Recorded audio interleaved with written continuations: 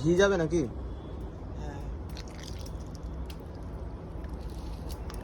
পরশুদিন ছিল জন্মাষ্টমী, আর কালকে মা বাড়িতে করেছিল ছোট্ট করে নন্দ উৎসব, আর সেই উপলক্ষে মা সামান্য ভোগ রান্না করে গোপালকে নিবেদন করেছিল।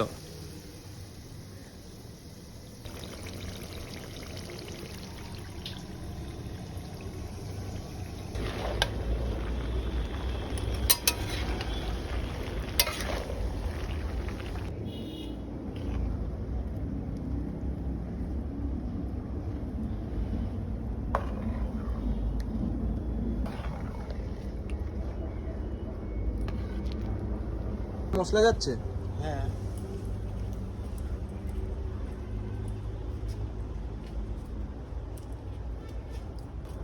ঘি যাবে নাকি?